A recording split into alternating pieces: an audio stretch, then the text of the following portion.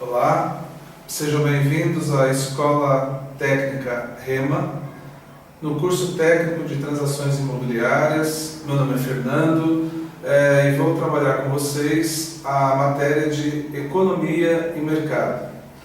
Antes de falar da matéria, deixa eu me apresentar para vocês.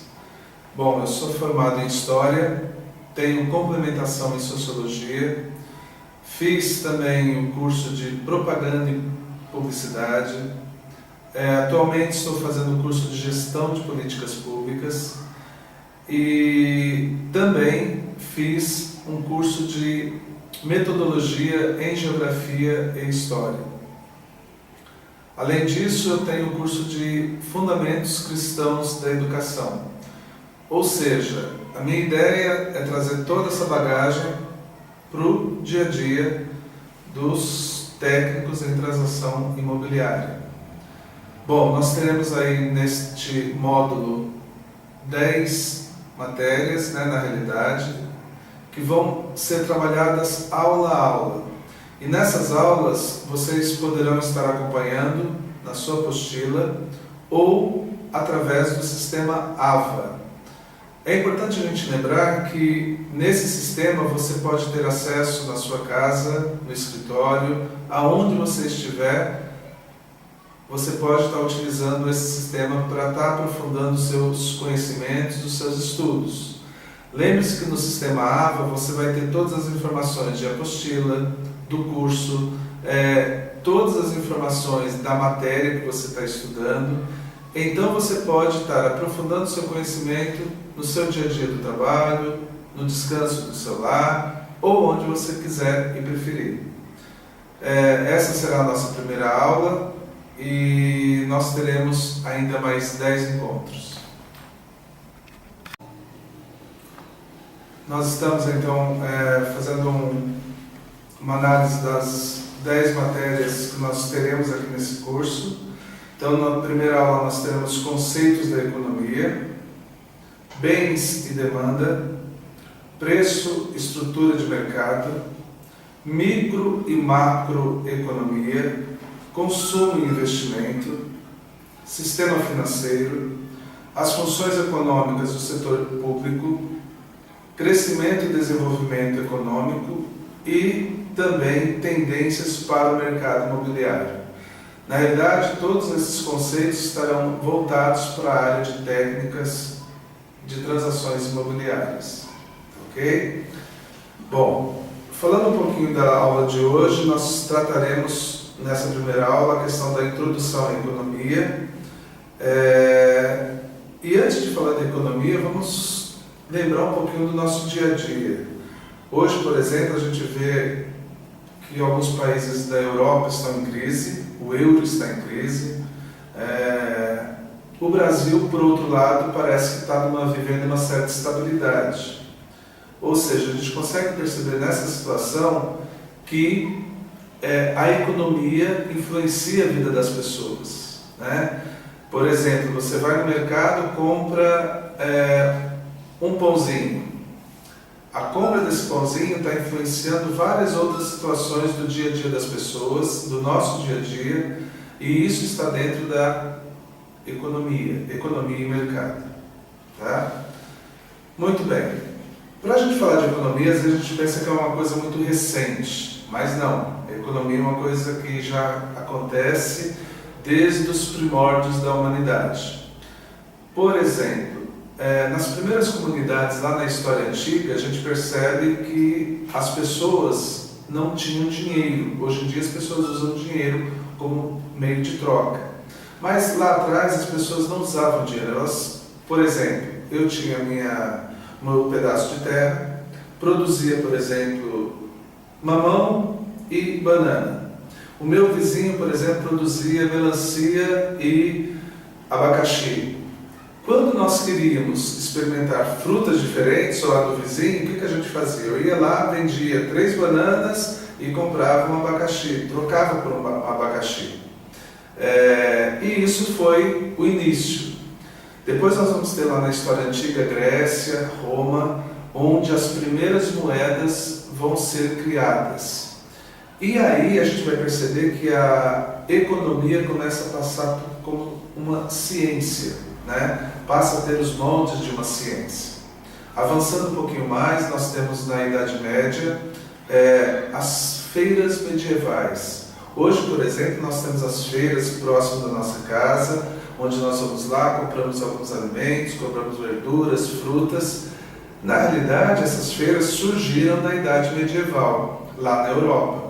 E lá as pessoas também trocavam, né? Já existia um sistema econômico nesse período. Depois disso, essas pessoas produziam o quê? Elas produziam aquilo que elas faziam. Então, por exemplo, eu queria comprar uma cadeira. Então eu ia lá naquela pessoa que fazia esse tipo de objeto, falava, eu quero tal cadeira. Essa pessoa media a cadeira, ia lá, comprava a melhor madeira para esse tipo de cadeira que eu ia querer, tirava as medições, cortava, ele fazia todo o processo e depois me entregava a cadeira. No momento seguinte, nós vamos ter, a partir da Inglaterra e alguns outros países, a Revolução Industrial. E com a Revolução Industrial, o que aconteceu? A máquina começou a participar da economia. Ou seja, aquilo que o homem fazia a todo instante, a máquina começou a fazer parte. Então, por exemplo, nas grandes fábricas, a máquina vai fazer aquilo que o ser humano faz, né? Hoje, com a globalização e a economia de mercado, nós vemos que tudo o que acontece nos países, tudo o que acontece nos estados, municípios, nas cidades, bairros, na nossa casa, tudo isso tem influência em relação à economia. Ok? Falando nisso, é importante a gente entender, nesse momento, um conceito importante sobre economia. E quem nos dá esse conceito é Rousseff. E ele diz o seguinte: a economia é a ciência que estuda as formas de comportamento resultantes da relação existente entre as limitadas necessidades a satisfazer e os recursos que, embora escassos, se prestam a usos alternativos. Um ponto importante que a gente tem que perceber é que, por exemplo, para toda a economia existe um produto, mas antes disso existem elementos importantes da natureza que são produzidos para gerar essa economia. Diante disso, a gente percebe que a natureza ela tem produtos que nós vamos usar, mas esses produtos não são ilimitados. As nossas necessidades são ilimitadas, mas esses produtos são limitados. A partir desse conceito, então, pode-se verificar que a preocupação básica da economia se refere aos escassos recursos naturais. Por exemplo, estamos no século XXI. Você sabe qual é o recurso mais importante deste século para muitos países hoje? Será que é o petróleo? Não, não é o petróleo. Na realidade, o recurso mais importante deste século é a água. Não sei se vocês sabem, mas hoje já existem países em guerra por falta de água. Aqui em São Paulo, por exemplo, e em alguns lugares do Brasil também, as pessoas, quando pagam a conta de água, ela paga a conta do uso da água e também paga o uso para a empresa que está fornecendo a água pelo tratamento da água. Ou seja, você já paga isso duas vezes, esse consumo e o tratamento. A gente sabe que possivelmente, logo, logo, a água vai ser um bem assim, muito caro para muitas pessoas. Mas enfim, é só para a gente perceber que os elementos naturais são importantes nessa relação de consumo. Bom, tem uma questão importante aí que a gente tem que conversar, que é a questão do problema fundamental da economia. Bom, existe esse conflito das questões naturais, né? e em relação à produção e às necessidades. Ou seja, hoje nós vivemos num mundo capitalista, onde as pessoas querem adquirir cada vez mais produtos. Será que eu vou ter mercado para tudo isso? Será que eu vou ter produto suficiente para atender todas essas pessoas? Então, por exemplo, você é um corretor imobiliário e você está trabalhando em uma empresa onde ela tem determinado local para ser comercializado. É óbvio que esse local ele tem uma quantidade certa de pessoas que poderão adquirir. É natural que várias pessoas vão te procurar querendo comprar esse imóvel. Será que todas terão condições e acesso a esse imóvel? Certamente não. Algumas terão e vão assinar um contrato com você e outros não terão, né? Ou seja, você vai destacar as necessidades do teu cliente diante daquela situação que te apresenta um determinado produto. Ou seja, você vai conhecer esse produto, vai relacionar as necessidades que ele vai estar resolvendo para o seu cliente, para, na frente do seu cliente, você poder estar destacando todas essas informações. Bom, diante disso, nessa primeira aula, a gente também vai conversar um pouquinho sobre algumas perguntas fundamentais da economia. Primeiro, a questão diz respeito a o que produzir. Ou seja, nós somos vendedores, nós somos representantes que trabalhamos e o nosso produto o que é? Mercado imobiliário. São casas, são prédios, são locais que nós pretendemos comercializar. A gente precisa conhecer essas informações? Sim.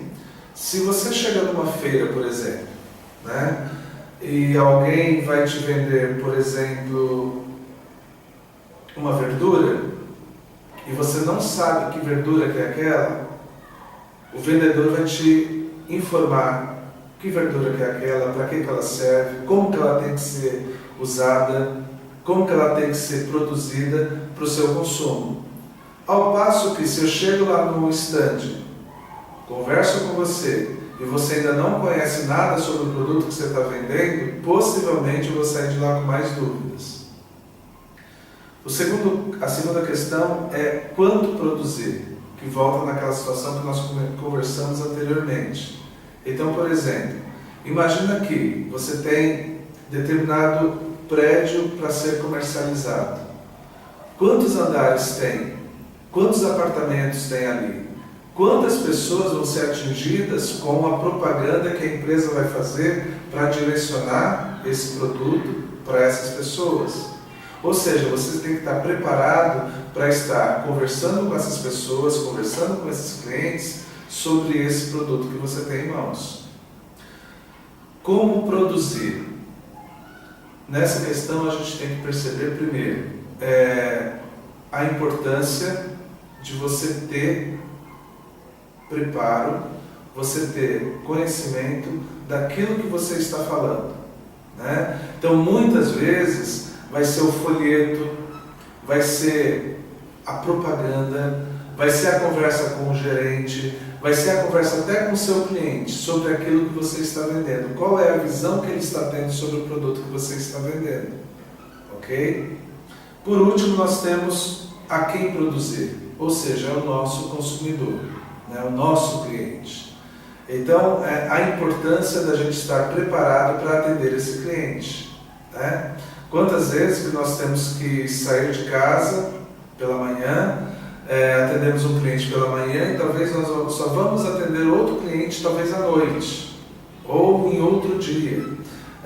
Às vezes você marcou com o cliente em determinado horário e ele na verdade nem esqueceu do que marcou com você, né? Independente disso, você está preparado para que esse cliente, quando ele tiver qualquer dúvida sobre o produto que você está vendendo, sobre o imóvel que você está trabalhando, ele tem que ser resolvido.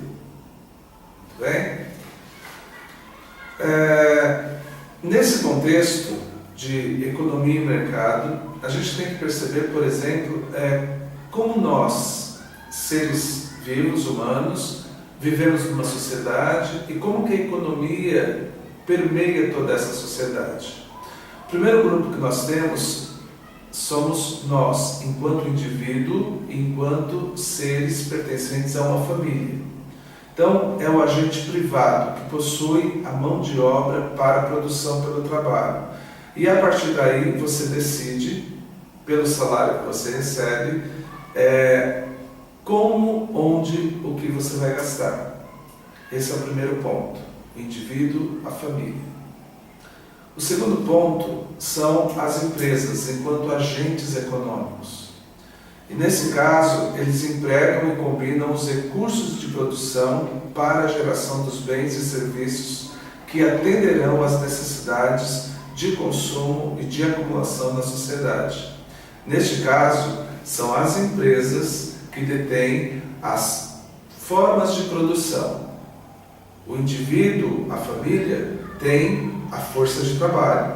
A empresa, a indústria, tem a força de produção. E o governo? O que o governo faz? O governo é aquele agente público que administra os bens e serviços úteis à sociedade como um todo.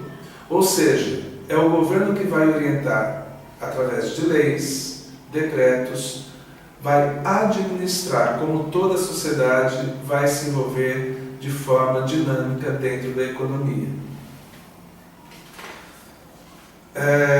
Nós temos alguns fatores de produção no mundo capitalista.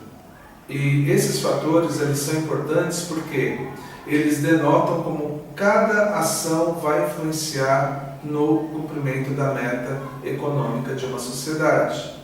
Então, por exemplo, o primeiro fator que nós temos é o fator terra. E ele se constitui de todos os elementos naturais em que o homem, através do trabalho, transformará esse objeto em algo econômico para a sociedade. Nós temos em seguida o fator trabalho, que é a ação humana sobre os elementos naturais no mercado de trabalho para a população economicamente ativa. Então, por exemplo, na nossa sociedade, nós temos algumas pessoas que trabalham, temos algumas pessoas que não trabalham.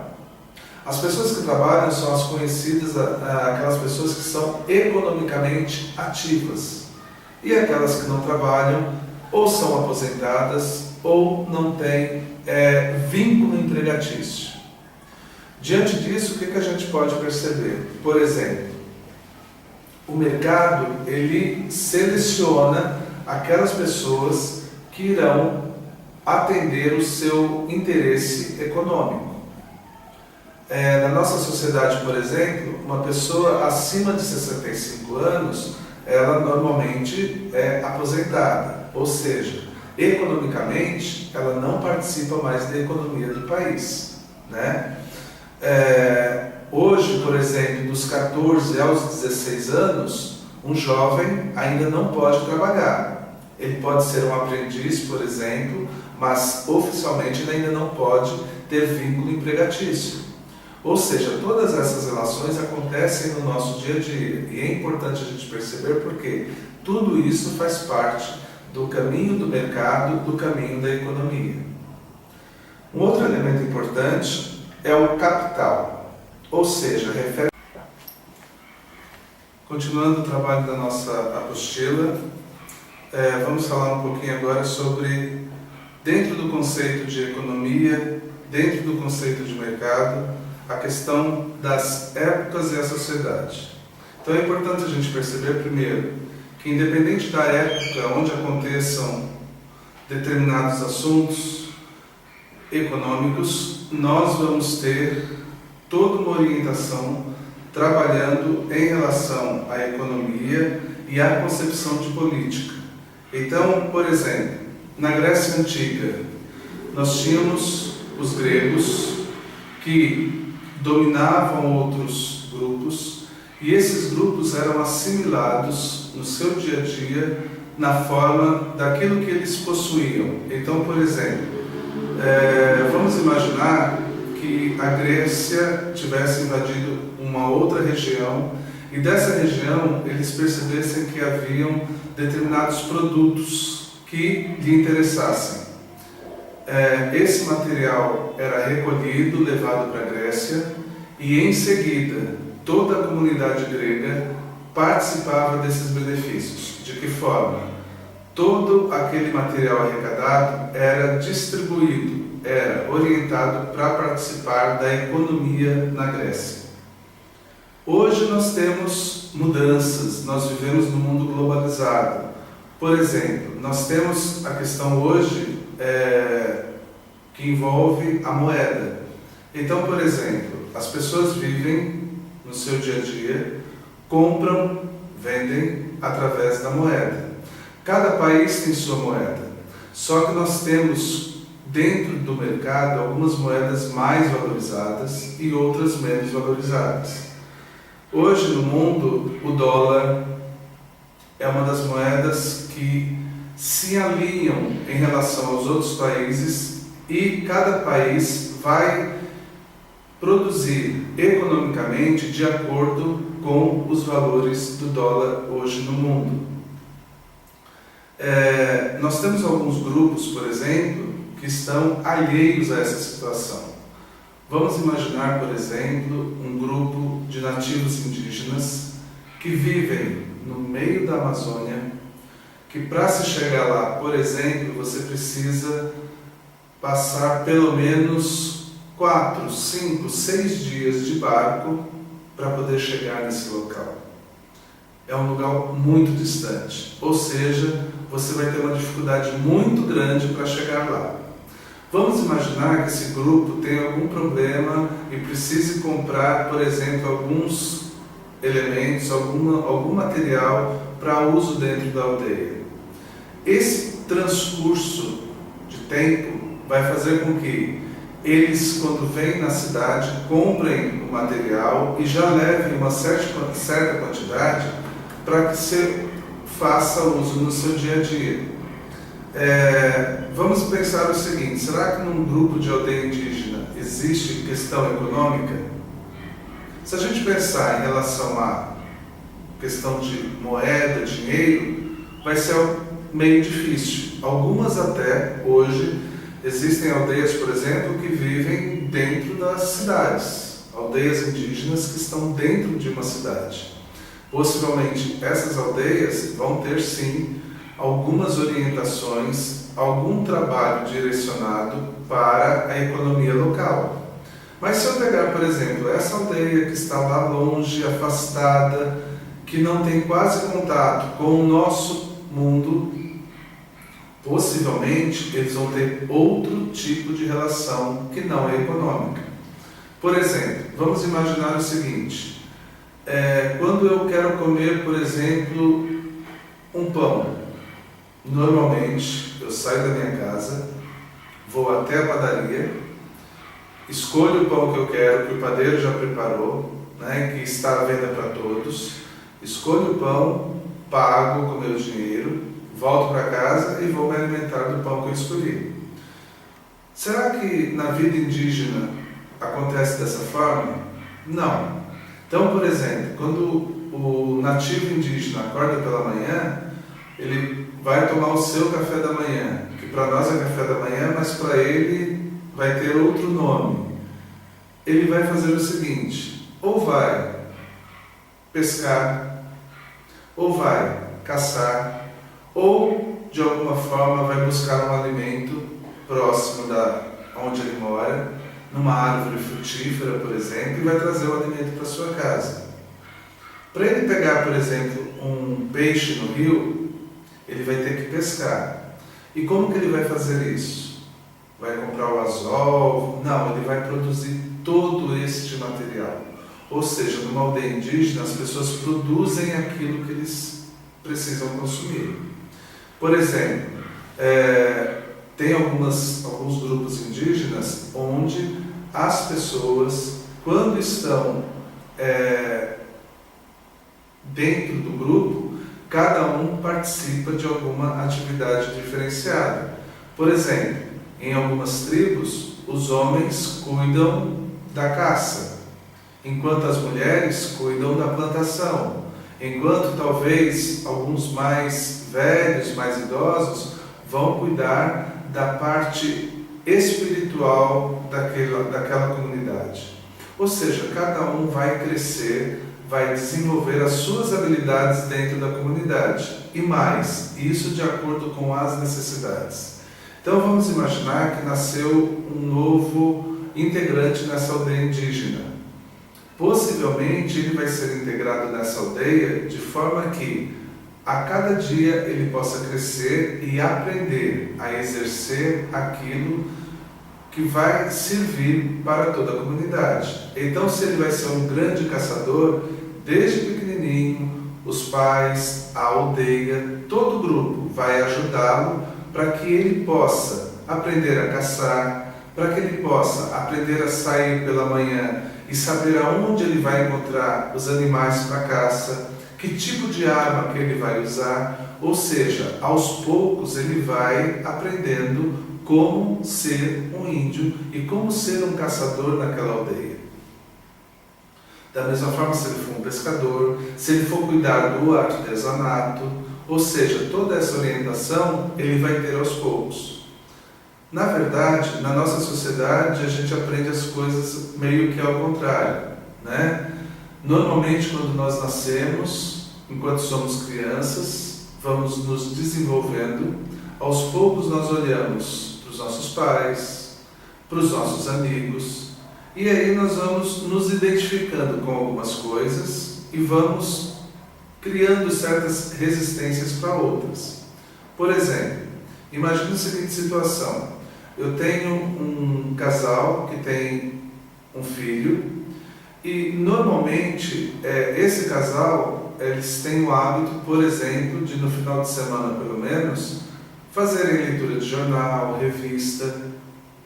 Possivelmente essa criancinha que nasceu nessa casa vai crescer, vai naturalmente aprender esse hábito da leitura. É lógico que há casos, por exemplo, que às vezes ninguém da família tem interesse e aquela pessoa desenvolve essa aptidão. Não é comum, mas pode acontecer também.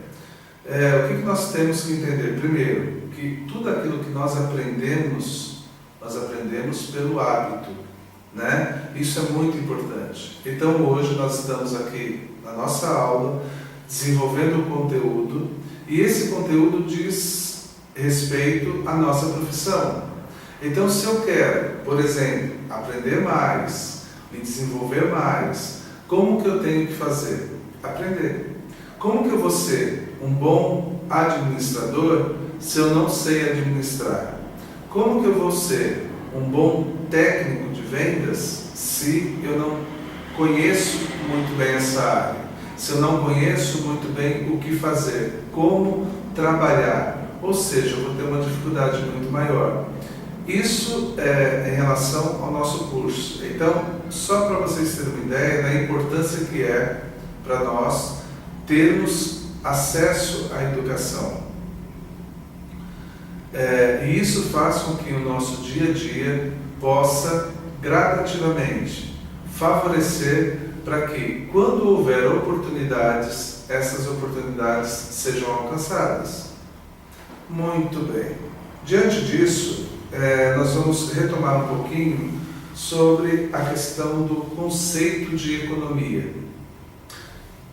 Lembrando o que a gente já viu até agora, a gente percebe que o conceito de economia, ele tem uma preocupação básica da economia se referindo aos recursos naturais.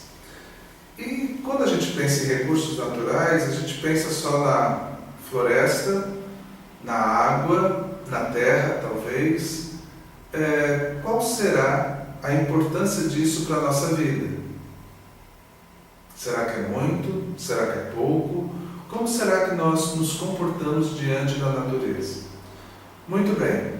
Vamos imaginar, por exemplo, um objeto que costumeiramente nós usamos, uma caneta. que serve uma caneta? Serve para escrever. E para eu fazer a caneta, o que será que eu preciso? Tem gente que vai falar plástico, tem caneta que pode ser de metal. A maioria das canetas que nós usamos é de material plástico. E esse material plástico ele provém naturalmente do petróleo. E o petróleo, como vocês sabem, é um material que vem da natureza. E esse petróleo ele não é produzido de forma abundante na natureza. Não, ele tem um certo limite de tempo para ser produzido. E mais, é um material escasso. Por quê? Em vários lugares do mundo, o petróleo que está sendo retirado da natureza está acabando. Para que o petróleo chegue à sua produção normal, ele precisa de milhões de anos. Ou seja, não é dias, não são meses, não são anos, mas são milhões de anos para chegar à condição de petróleo. E o homem hoje, no mundo moderno que nós vivemos, consome muito petróleo. Eu disse para vocês anteriormente que no século XXI a água é o combustível mais importante. E por que eu disse isso? Justamente porque sem petróleo, possivelmente nós conseguiríamos viver, mas sem a água, dificilmente nós, seres humanos, sobreviveremos. Muito bem. Então a caneta, que é um material simples que eu uso no meu dia a dia, em casa, no trabalho, na escola, é um material que provém do petróleo. Eu não sei se vocês sabem, mas, por exemplo, tem vários lugares do mundo que tem petróleo, ainda.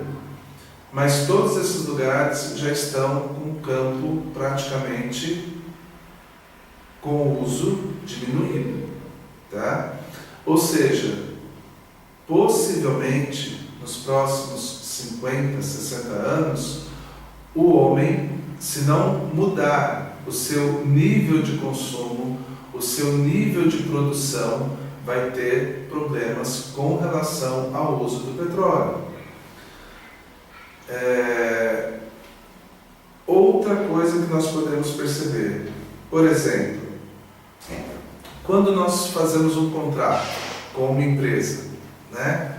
Então você está na sua mesa, você atende o cliente, vende o seu produto, negocia com ele as condições de compra e aí, naturalmente, você vai produzir um documento e esse documento normalmente é um contrato onde você e o seu contratante vai assinar. Para que você usa o contrato? Porque é um documento que, se der algum problema lá na frente, é uma segurança, tanto para mim, vendedor, como para ele, comprador. Muito bem, é isso mesmo. Então, juridicamente, é um material extremamente necessário. Mas o papel é feito do quê? Ele provém de que material da natureza, por exemplo? Alguém sabe? Muito bem, madeira. Então, para eu ter o papel, eu preciso de madeira. E para eu ter madeira, eu preciso de florestas. E aí, a gente tem um problema sério. Porque várias florestas do mundo estão desaparecendo. Ou pela ação natural do homem, né, de derrubar as árvores e essas árvores entrarem no caminho da produção, ou problemas naturais, queima, terremoto. Por exemplo, quantas vezes nós ficamos sabendo que determinados espaços de florestas foram devastados por uma imensa fogueira. E aí o que acontece? São árvores a menos, é material que nós teremos a menos, para nossa produção. Hoje em dia existe uma certa conscientização em relação ao uso do papel. Mas será que é em todo lugar? Será que as pessoas realmente têm interesse nisso? Por exemplo, nós ficamos sabendo, num congresso que nós participamos, que a Câmara Municipal de São Paulo, nesse ano de 2012, resolveu inovar de forma ecológica no seu trabalho. E o que eles resolveram? Que todos os processos que têm andamento dentro da Câmara Municipal, a partir desse ano, vão ser desenvolvidos todos de forma eletrônica. Eles querem reduzir o nível do uso de papel a um percentual próximo a zero. Isso é muito importante, porque a partir do momento que eu tenho algumas empresas, e nesse caso é uma empresa privada, não é uma empresa do governo, envolvida num processo como esse, isso valoriza, isso faz com que outros grupos empresariais, por exemplo, outras pessoas que vivem neste mesmo mercado, nesta mesma sociedade, possam, a cada dia, estar contribuindo para que nós possamos usar a natureza, mas de forma responsável, mas de forma equilibrada. Quanto a isso, nós temos uma questão importante a falar. Por exemplo, nós consumimos algo, por quê? Então, você está em casa, né, descansando, de repente, por exemplo, você cisma e aí liga a TV. Quando você liga a TV, você vai assistir o seu programa preferido, né, com a sua família, e entre um intervalo e outro você vê algumas chamadas comerciais, as conhecidas propagandas e publicidades que o meio empresarial utiliza para nos lembrar sobre alguns assuntos que nós devemos consumir. Por exemplo, você está assistindo o seu programa e aparece uma reportagem sobre determinado supermercado, né? Uma propaganda falando daquele mercado. Naturalmente vai vir à sua mente a ideia de que preciso comprar determinada coisa. E quando você possivelmente lembrar que tem que comprar alguma coisa relacionada ao mercado, você vai lembrar daquele mercado que apareceu na propaganda. Além disso, você tem inúmeros outros produtos que são anunciados: vestuário, alimentação, compras em shoppings, ou seja, vários elementos que nós utilizamos no dia a dia, mas que em contrapartida eu não tenho uma exclusividade. Normalmente eu tenho produtos que são vendidos por várias marcas, várias empresas. Como escolher a melhor empresa? Como escolher o melhor produto? É isso que a propaganda tenta nos convencer. É um processo meio que demorado, né? Tem empresas, por exemplo, que segmentando o seu público, eles vão fazer uma propaganda muito bem direcionada. Outras, nem tanto. Quantas vezes nós assistimos uma propaganda numa televisão, na internet, no jornal, e olhamos para aquele produto e na hora falamos: não, esse produto eu não vou comprar por determinado problema, por determinado assunto. Às vezes é o poder aquisitivo, às vezes é o modelo do produto que não nos agrada, ou seja, tem determinados produtos que são consumidos por determinados públicos. Nós somos trabalhadores imobiliários. técnicos imobiliários. Ou seja, vamos imaginar que uma empresa vai fazer um grande lançamento de um espaço imobiliário. E, para fazer esse lançamento, antes de fazer o lançamento, vamos começar um pouquinho antes do momento de apresentar esse produto ao cliente. A empresa precisa o quê? Produzir. E vai produzir de que forma? Onde será esse empreendimento? Qual o local? Qual a infraestrutura que esse empreendimento vai oferecer? Por exemplo, o condomínio, como que ele vai funcionar? Quais benefícios que o cliente que adquirir o apartamento ou a casa vai ter adquirindo esse espaço? Ou seja, são informações que desde o início os corretores, os trabalhadores imobiliários devem se precaver para poder oferecer para o seu público aquela melhor informação, aquela melhor qualidade para a pessoa que estiver interessada naquele produto. Além disso, quanto que vai produzir? Qual será o tamanho desse empreendimento? Será um empreendimento para 20 mil pessoas? Será um empreendimento para 100 pessoas? Ou seja, qual o grau de quantidade de pessoas que eu vou, de alguma forma, estar informando, estar negociando este condomínio? Ou seja, se eu tenho um empreendimento para muitas pessoas, o meu nível de propaganda, o meu nível de comunicação será um. Se eu tenho um nível de propaganda direcionado para um grupo segmentado, um grupo efetivamente menor, possivelmente eu vou ter um outro tipo de comunicação para essas pessoas. Muito bem. Então nós vimos o que produzir, quanto produzir e agora como produzir. Então nós temos a ideia do condomínio.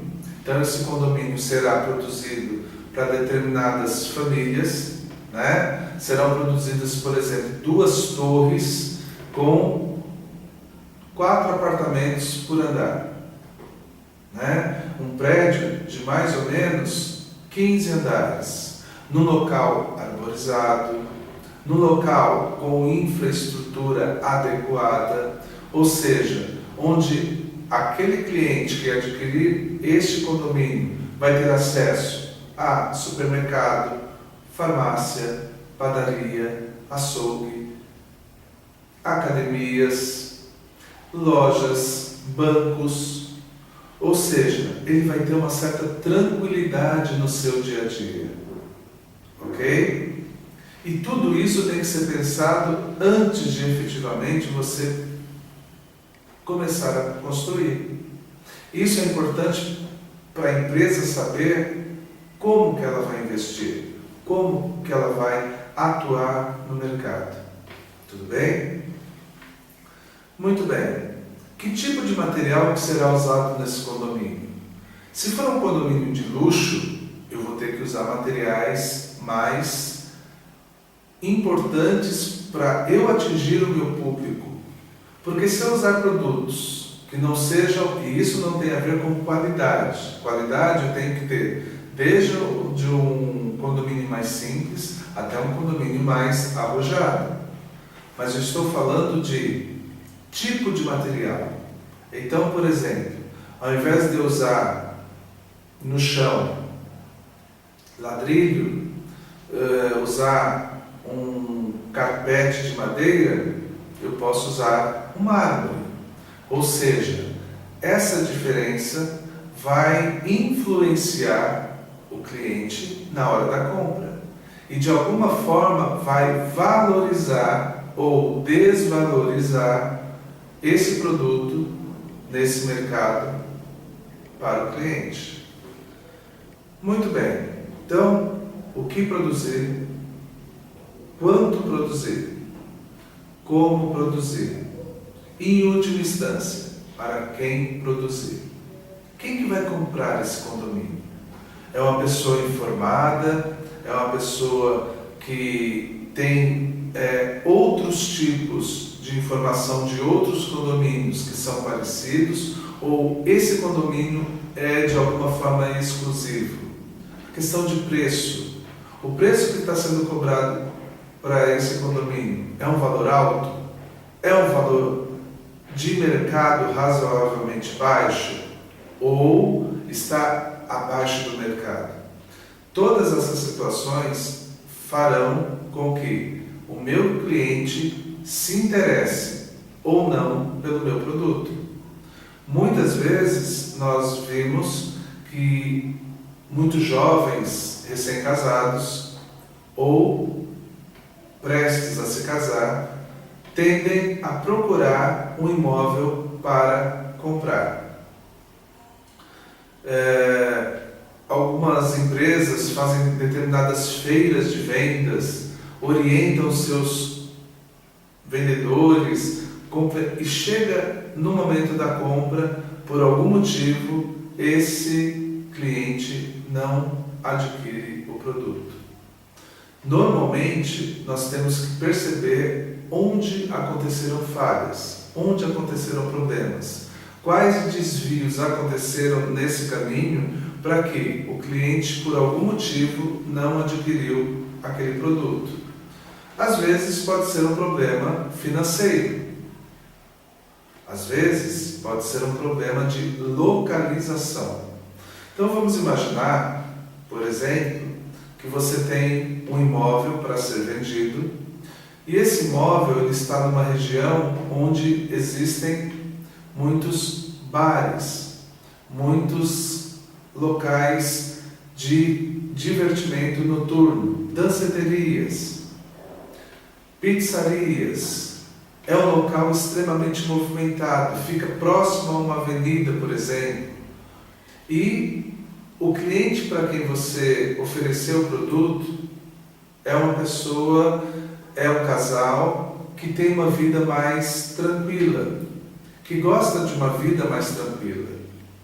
Possivelmente, se eles conhecerem o local e vendo todo esse movimento, vão ter dificuldade em aceitar o seu produto. Ou seja, eles vão procurar um produto que se adeque às suas necessidades. Nós, enquanto consumidores, somos assim. Na cidade, por exemplo, nós temos vários supermercados, mas, naturalmente, nós escolhemos aquele que mais nos agrada. Pode ser a questão de preço, pode ser a localização. Às vezes eu vou no mercado que é mais próximo da minha casa. Às vezes eu vou no mercado um pouquinho mais distante, mas que a condição do custo para mim favorece. Posso escolher um outro mercado que, mesmo distante, ele tem uma excelente equipe de trabalho, onde me atende tranquilamente. Ou seja, são questões que o consumidor está buscando e que o mercado tende a oferecer. Muito bem. Vamos falar um pouquinho mais sobre a questão do indivíduo, a questão da família, enquanto agentes privados. Então, já vimos que as pessoas consomem, que as pessoas compram, que as pessoas às vezes deixam de comprar, em virtude da propaganda, em virtude da publicidade. E isso faz com que o mercado econômico da sociedade se movimente. Então, por exemplo, vamos imaginar uma empresa que quer fazer o lançamento de uma nova modalidade de casa. E essa casa, por exemplo, ela é construída com os mais recentes produtos, com as mais recentes inovações do mercado ecológico. Você tem na mão um requinte informativo muito grande, um apelo emocional e institucional muito grande. Hoje, a maioria das empresas, a maioria das pessoas tem se preocupado com a questão ecológica, né? Já conversamos a questão do papel, a questão do petróleo, ou seja, hoje esse assunto sustentabilidade é um assunto importante para as pessoas. A mídia tem trabalhado muito essa informação. Então, muitas vezes, uma empresa que investiu dinheiro, investiu equipamento, investiu pessoal, num determinado local, onde, por algum motivo, está tendo problemas de dificuldades com relação à moradia, com relação à sustentabilidade das pessoas, essas dificuldades aparecem na sua trajetória. Muito bem. Nós temos os agentes econômicos, são as empresas. Para a empresa produzir, ela precisa de pessoas. Algumas pessoas vão até me dizer, mas tem empresas que a maioria do que é produzido é feito por computador. Concordo. Hoje, principalmente, muitas empresas utilizam, se não máquinas, mas máquinas com direcionamento, com um acompanhamento de um computador. Só que, para ligar o computador, ou para desligar, ou para ligar a máquina, ou para desligar, eu preciso do ser humano. É lógico que para determinadas máquinas, eu vou ter assim, uma máquina que produza, por exemplo, uma quantidade enorme de produtos por hora. Se eu fosse ter várias pessoas ali produzindo aqueles produtos, possivelmente o meu custo ia ser muito maior. Mas hoje, com a inovação tecnológica em que vivemos, muitas empresas usam esses equipamentos no seu dia a dia para produzir os seus produtos. Muito bem. E isso tem um custo. Tem um custo para quem? Para a empresa e tem um custo para o consumidor, para aquela pessoa que vai adquirir esse produto. Isso é importante a gente perceber porque a economia, ela trabalha nesses dois níveis, o nível de produção e o nível de consumo. Se eu produzir determinada coisa e esse produto, por algum motivo, não for vendido, não for negociado, a minha produção vai ficar emperrada, a minha economia vai estar travada. Não acontece economia sem produção e consumo. Muito bem. E aí entra um agente importante, que é o governo. O governo vai estabelecer leis, vai organizar a economia, vai organizar o mercado para que, no seu dia a dia, na forma mais possível, tranquila e imediata, todas as pessoas que vivem naquela sociedade possam, de alguma forma, participar, possam estar economicamente ativas dentro do seu sistema. Por exemplo, nós temos algumas questões que às vezes o governo age e lá no Congresso os deputados mudam ou tentam mudar aquilo que o governo decidiu. É um processo democrático, nós sabemos disso, mas muitas vezes quem tem a condição de resolver, de efetivamente mudar a situação, está dentro do governo, né? Então, muitas vezes as pessoas agem, as pessoas colaboram, as pessoas negociam aquilo que vai ser feito no mundo prático do seu dia a dia. Muito bem. Vamos conversar um pouquinho agora sobre alguns fatores de produção importantes para que a gente possa entender qual o grau de importância, como cada fator, cada instrumento é capaz de fazer parte da cadeia econômica. Muito bem, nós temos os fatores de produção que representam os recursos disponíveis para o atendimento das necessidades da população e da geração de riquezas. Ou seja, são mecanismos, são materiais, são fatores que vão fazer com que a produção gere uma certa cadeia de movimentos. Quanto a isso, a gente pode falar primeiro em relação ao fator terra, que se constitui de todos os elementos naturais que serão transformados pelo homem. Nesse sentido, a gente pode falar, por exemplo, da água, da terra, dos elementos naturais, aqueles elementos que estão na natureza. Nós temos as árvores, ou seja, é tudo aquilo que o homem vai, aos poucos, na natureza buscar e, a partir daí, trazer para a sua produção.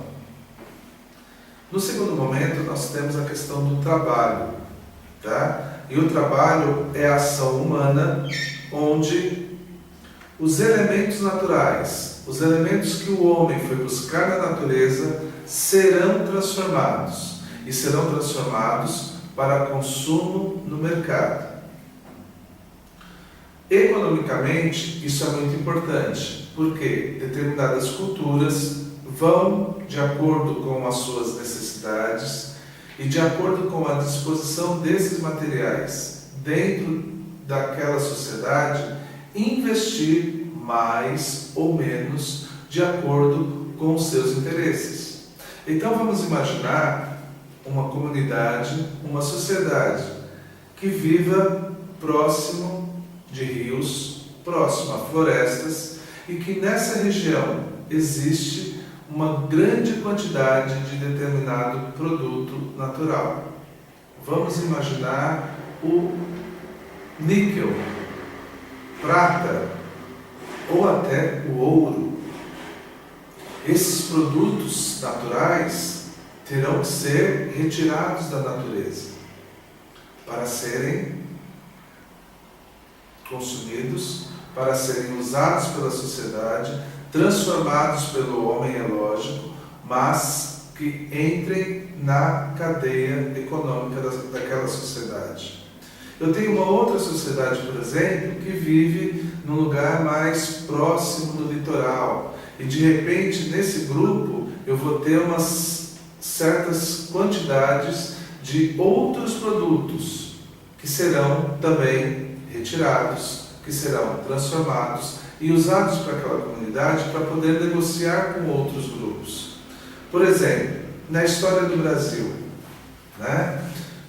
O Brasil em 1500 foi encontrado pelos europeus, já faz um bom tempo.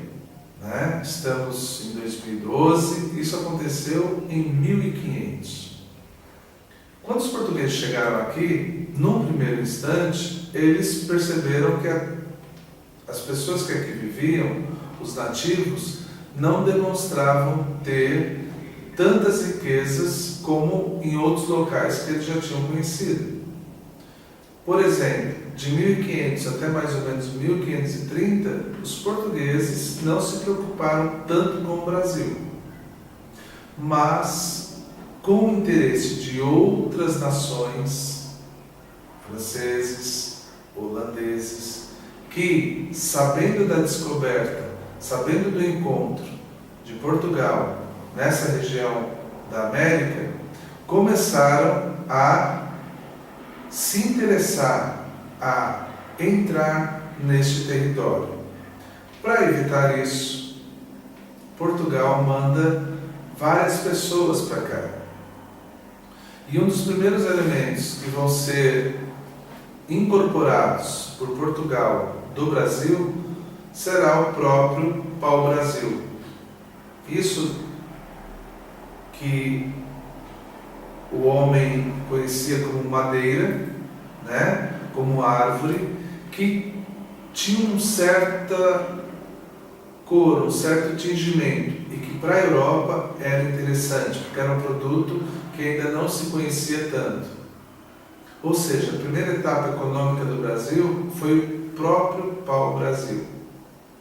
Em seguida, nós temos o surgimento das capitanias hereditárias no Brasil, ou seja, eu vou ter todo o território do litoral brasileiro, principalmente, todo demarcado e todo cedido a determinadas pessoas. E essas pessoas começaram a produzir. Produzir o quê? Cana-de-açúcar, principalmente na região Nordeste, onde várias pessoas vão produzir cana-de-açúcar. Detalhe, nesse processo, o nativo indígena, que era do interesse do europeu, do português, não assimilou a forma de trabalho que o português queria. Na verdade, o índio ele se tornou um arredio diante dessa situação. Como Portugal já conhecia algumas regiões da África, já conhecia, por exemplo, que alguns grupos nativos africanos já viviam de alguma forma invadindo outros grupos, guerreando com outros grupos e vencendo esses grupos, tornando-os escravos, associou essa forma de trabalho para ser trazida para o Brasil. Assim, por mais de 300 anos, Portugal vai trazer escravos da África para o Brasil. E serão esses escravos